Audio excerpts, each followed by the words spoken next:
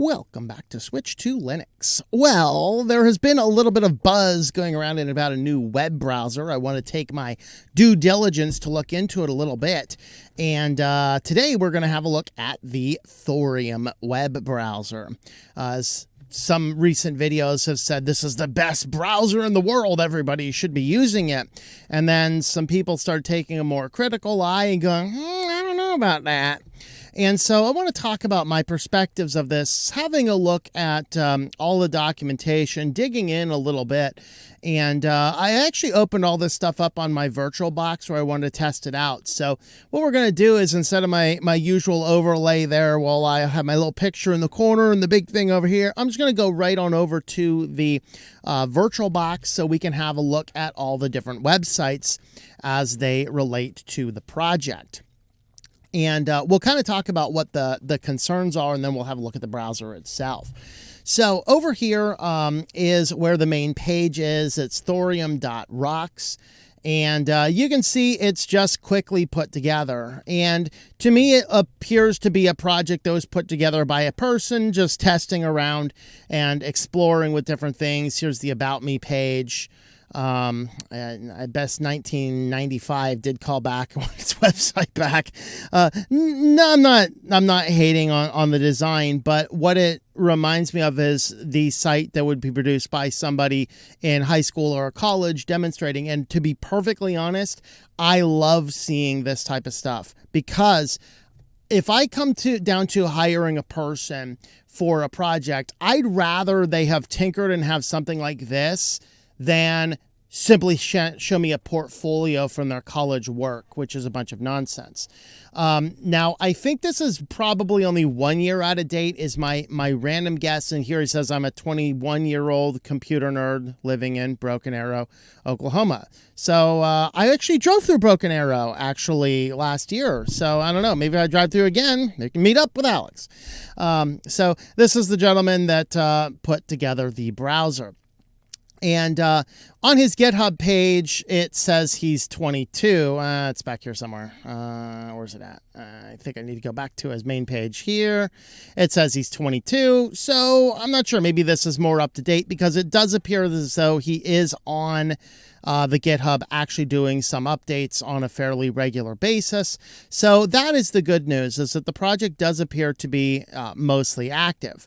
That being said, it is not nearly as secure as some have suggested. In fact, I didn't see a ton of buzz about this until Chris Titus did his video. And Chris Titus does a lot of really good and really amazing stuff, and I really think he dropped the ball on this and not investigating this further. In the video that he did, he says this is a browser with a lot of privacy and security updates. Not even close. In fact, one of the things Chris Titus talked about several times in the video is that this guy's crazy. He still uses Windows 7, and he was using it as crazy, not crazy bad, crazy good, crazy amazing. This guy's cool. This page is still up on his site. Now, again, I think his website was put up. The first snapshot we actually saw from the web archive was from October of 2022, so just about a year ago. Presumably that might be when they did the site, although just because the site is on the archive is the earliest time, this does not mean this is when the site first happened. This might be the first time somebody saw it and requested an archive to be captured. So right around presumably that time, if we assume that this is when the site came up, he has this page on his website talking about Windows 7 and the Thorium browser. He says, Windows 7 is a great OS, still used by almost 20% of Windows PCs worldwide. Support for it ended January 14th, 2020, as per here. Companies can still get ESU updates until January 10th, 2023, and there are unofficial hacks for individual users to get these as well. Oh, it's November of 2023. So if this site happened to show up in October of 2022, he's still using Windows 7. He's using unofficial hacks for individual users to keep getting these updates. Okay, maybe he's at least running a securer version of Windows 7. I don't know if he's still using Windows 7 or not. If he is still using Windows 7, I would not suggest that this is a person with security in mind. I like Windows 7, and the fact that Windows 7 dropped out of support and they were pushing me to Windows 10 is the thing that pushed me to Linux instead, because I want nothing to do with Windows 10. Windows 7 is no longer secure. Let's get off of that. Now, if this gentleman is still using Windows 7, do not sit here and tell me that the browser he is making is secure, especially since a much more in-depth video by Brody Robinson looked at this browser. He looked at this and said, the Chromium version that this is based on is like 4 or 5 versions ago. And so, guy uses old operating system, guy uses old version of Chromium to build a allegedly amazingly private and secure browser. I color me suspicious, but I'm not quite sure that is the case.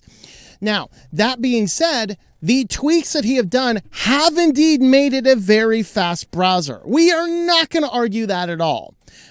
But just because you can save 3.2 milliseconds on the loading of a page doesn't mean I want to use it if it means a potential security hole. So is it a security hole or not? That is something I will leave for the security researchers to examine. All I want to do is bring attention that there's a lot of buzz about Thorium. A lot of people are saying we should look at this and install it, but there are a lot of reasons to put on some brakes and suggest, I don't know. And again, I'm not doing this video to say it's a horrible project. I think that we do need more browsers. I think one of the challenges, though, is that do we need more Chromium-based browsers? So the first thing we want to do is look at the patches. And I believe this is, no, that's not it. Let's just click on the patches button right here. This is giving us the list of the various patches that he's done. Some of these patches that he has done are patches which will improve the speed. We have H.256 codecs. We have better image compression. We have a lot of other features that makes this a fast browser. So by that respect, yes, it is good. If you're just looking for bare raw speed, this might be something that you want to do. Now, here's this DOH. So, I'm not sure if he's adding DOH or if he's removing DOH. If he's adding DOH, that scares the bejeebers out of me. I have ways to test that. We're going to look at that. So enables do not track by default. That's a fairly meaningless tag. Show full URL. I love that. Disable flock. That is good. That is certainly a privacy thing. Disable Google API key warning. And then he has a few other things. He does add a few other search engines, and he even adds some scripts to DuckDuckGo that if you use the DuckDuckGo on the browser, it is going to send a small amount of money to DuckDuckGo for using it. So if you're looking for a way to support DuckDuckGo without it actually costing you anything, like you love the project, money's tight, you can switch to the DuckDuckGo search engine on this browser, and that will help support DuckDuckGo. However, he doesn't install DuckDuckGo as the default search engine that I saw. So there are some sandbox patches. Here's increased security for sandbox executional. And I think that these are the things Chris Titus was looking at. But the problem is that his version of Chromium is still pretty old. And at least it was on Brody's video. And we are going to have a look at that. I wanted to get a chance to look at it on first load. But he also doesn't remove any of the back-end Google stuff. So it's not like this is a de-Googled Chromium. It is based on Chrome, and it still has all of the Googliness all inside of it. So it is not private by default. Although a lot of his changes, as I said, have made it fast. And that is good. Brody mentions this as something you want to keep in mind, is that the project itself is on his own personal GitHub account. So there's no individual company behind it. There's no separation. That may or may not be a big deal to you. It's just something to be aware of. And he is primarily the person to run it. Now, again, I love seeing projects where a single person's running it, whether it's Pizza Loving Nerd doing the browsers or the whole operating systems he's doing. Farron OS is a very respectable site done by a single person, operating system done by a single person. I'm not saying this is a bad thing. What I am, though, saying is something like a web browser is we do need to have a few more eyes looking at things. And we also don't want to fall into a case like WaterFox happened to, where it was a really good instance of a browser, and then it was purchased by the most data-hungry, privacy-invading company on planet Earth. Yes, worse than Microsoft and Google combined. And that raised a few concerns. Of course, if you are concerned about that, WaterFox has since gone independent since then. But it was one guy who had that decision to make. And if you put all of your eggs in this basket, that is a potential problem that you have. Just saying that that is something that we want to we look at. All right, so that is all about the browser itself. Let's go ahead and boot it up. The first thing that I noticed is when I installed the Thorium Browser, it installed Thorium Shell and Thorium Browser. So it installs two separate items in here. So this is run Thorium tests in content shell, and this is access the internet on the Thorium browser. So I'm not sure why we got two line items. I did forget one more thing. My apologies. How do you install this if you want to? We do have a variety of different links about how to install it. Now, there's no single space. Where in the world is it? The site, again, needs a lot better organization. Here's Thorium for Windows 7. Here's Thorium for Linux. So this is taking us to the GitHub. Oh, this is the releases pages I had open. So you can grab the RPM. You can grab a deb. You can just grab the zip. They do have an app image, so that's good. All of these you'll notice are last month. Well, how many versions of Chromium have released since last month? That's a question you should ask yourself. Now, if you're running a Debian-based system, you can actually add this into your sources list. And when you add this into your sources list, then it will update itself on a regular system update. So that is certainly something. And this is something I think Brody had mentioned. There's no way to automatically update the system. That is not true if you're using this system here, although I think he may have commented on that. Anyway, let's go ahead and have a look at the browser itself. So I installed this utilizing the deb package method. I added it to my app sources, installed it through that code we just saw. We have two separate spots here. So it's going to load the Thorium browser. And so this is what we're seeing here is this is a simple welcome page. You just launched it. This page only shows the first time of a fresh install. Want to learn more about the patches, see the patches, optimizations, and then over here, web page under construction, things like this.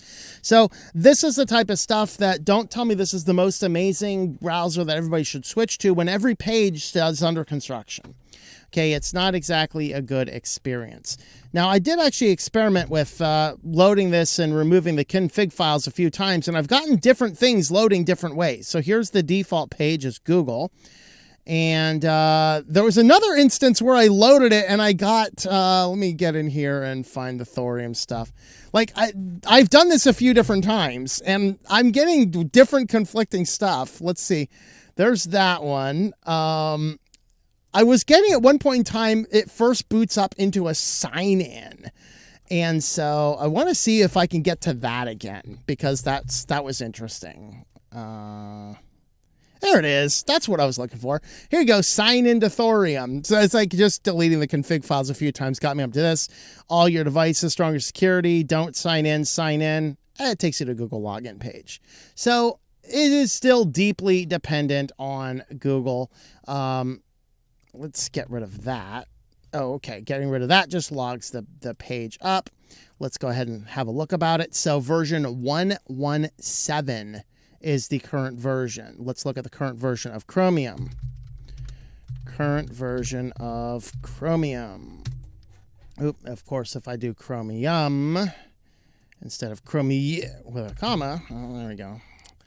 What version is current as Chrome current? They have a 119 on November 1st. So that's Chrome, though. Let me see. No, that's not what I want. Current version numbers. I thought 130 or 121 was out. What did our Chrome say? Let's have a look at that again. Chrome on Linux 119. Okay, we'll just go with this number here. So 119. So automatically, we're already at least 2 versions behind from Chrome there. Getting help with it just takes us to Google Chrome support. So there's nothing on the back end that's pushing you away from that. You will notice just doing the basic searches, our default search engine is still your Google. Here's your search engine options. So we can come down and choose DuckDuckGo, Yandex, Ecosia, Brave. So you do have more search engines built in as well, but the default is still set there. Here's your U and Google. Get Google Smarts and Thorium. Turn on Sync, which is syncing your Thorium to your Google account. Now, some people don't care about this kind of stuff. I sort of do. I'm more interested in a privacy-focused browser, not a browser that's just super fast. Like I'm not a one person issue. But let's go ahead and see how fast it is. So here it is. That's how fast it took to get over to YouTube. And just a subjective looking here. Let's see how fast it gets to boot over here. You can see it's quite a bit faster. I mean, it took an extra second to load Firefox, but not a whole lot. Let's look at our website, switchedtolinux.com. So it got that loaded up pretty quick. And on Firefox, let me shut down Firefox and restart it. Just make sure that we don't have all the other pages opening up doing something. So you can see it is ever so slightly faster, but not amazing speed. As far as built-in extensions and things, we do actually have some. Here's Password Manager new. Here's your extensions, manage extensions. They give us uBlock Origin by default. They give us Google Docs Offline enabled by default. We have Google Hangouts. We have Chromium PDF Viewer. We have our web store turned on, of course. So all I'm seeing here is a slightly modified Google Chrome with a few patches to make things speed up a little bit faster, but I'm also seeing an older version. Now, are the security patches, so is there more of an LTS allowing the 1.17 to still be secure despite 1.19 being out? I don't know if those patches have been migrated or if this browser is lagging behind Google Chrome version, several different versions.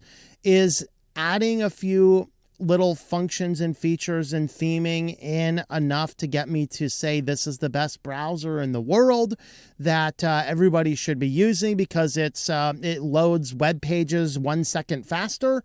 Not from a person that still allegedly uses Windows 7. I'm just not going to trust the security on that right away. That's kind of my thought on that. Now, should you use this browser? I think this, and this is where I think a lot of people in this conversation have it completely wrong. Nearly every video I watch, this is the browser I mean, this is the best browser, this is the browser you should be using. Guys, let me say it again. You should be using a variety of browsers. If everything you do is isolated to one browser, this is how Linus Tech Tips gets hacked. This is how Matthew Moore gets hacked. This is how all of these cookie session stealings is happening, is because people are using a single browser.